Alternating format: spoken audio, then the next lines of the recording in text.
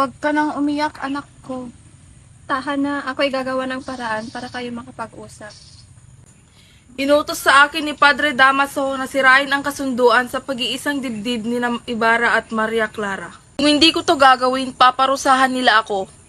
Maging si Padre Sibila, sinasabihan ako na wag nang patuloyin si Ibarra sa ating tahanan.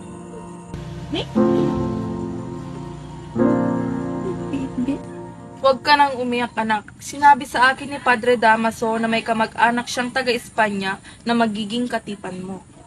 Subalit, Tiago, naloloko ka na ba? Akala mo ba'y pagpapalit lang ng damit ang pagpapalit ng katipan ng anak mo?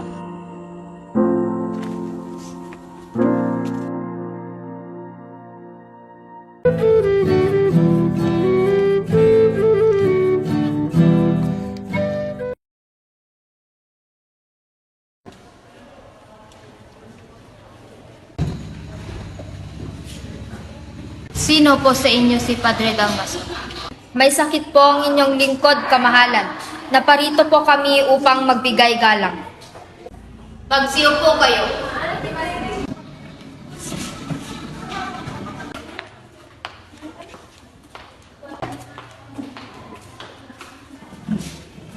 Anak ba ninyo ang binibining ito?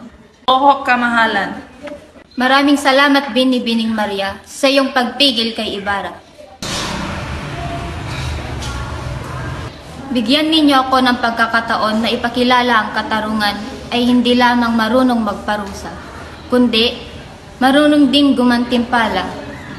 Kung papahintulutan niyo kamahalan, ay nais kayong makausap ni Ginoong Crisostomo Ibarra. Papasukin mo siya. Susunod, kamahalan. Pero isa po siyang ekskumulgado. Papasukin siya.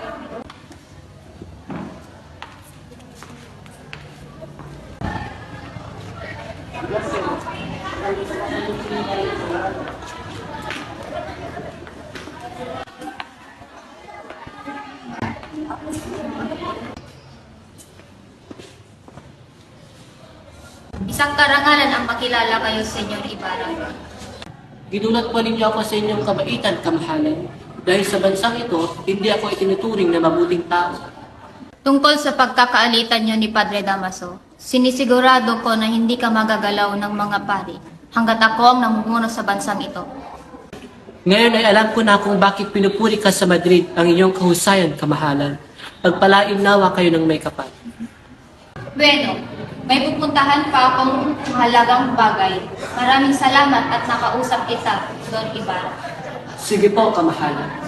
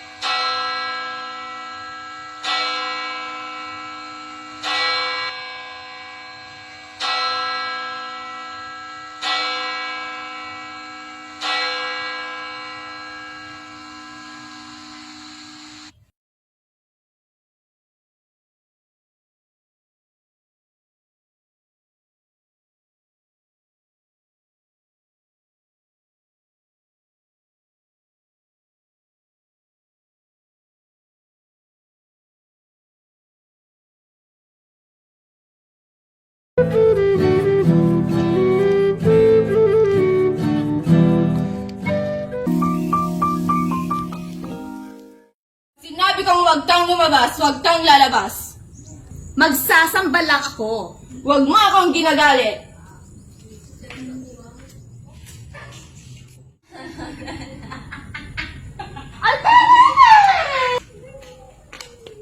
Ikandado mo lahat ng pinto. Papuntahin mo rito si Sisa. Bilis!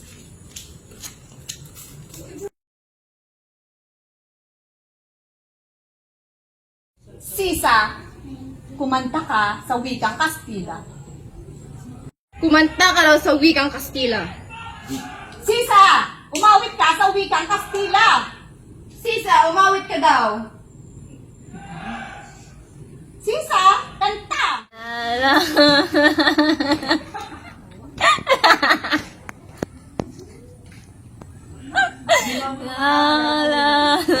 Umalis ka rito.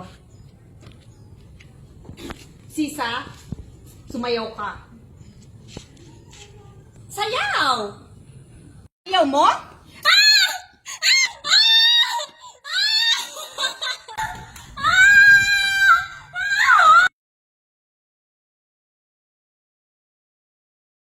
Bigyan mo ng damit at pagkain si Sisa.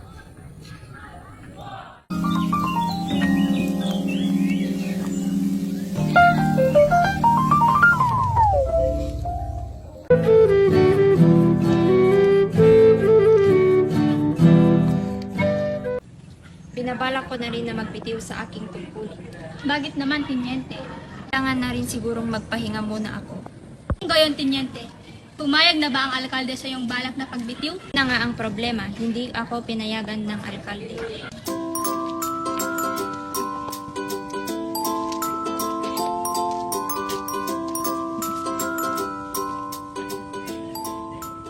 Dito kayo, mga binibini.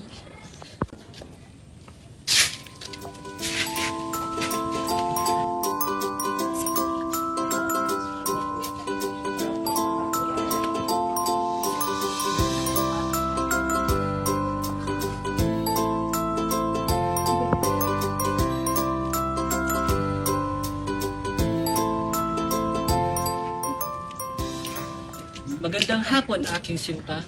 Magandang hapon, mga binibini. Magandang hapon rin, aking sinta. Magandang hapon rin, Ginoo.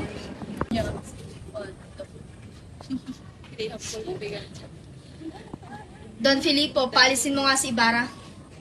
Hindi maaari dahil nagbigay siya rito ng malaking pera. Huwag ka nang mangamba dahil maghapong kausap niya ang alkalde at kapitan general. Oo, huwag mo na lang pansinin ang pag-alis niya. Oo nga, Ginoo, manood na lang tayo. Mabuti pa nga umalis siya. Sinabi ba naman niya, Ginoo, na ikaw raw ay tumiwalag sa simbahan mo? Hayaan nyo na iyon. Tayo'y manood na lamang. Mga binibini, aalis muna ako at ako'y may nalimutang pupuntahan. Babalik ako mamaya. Mamaya muna yan, Ginoo. Manood muna tayo. Babalik ako mamaya. Saglit lang ito.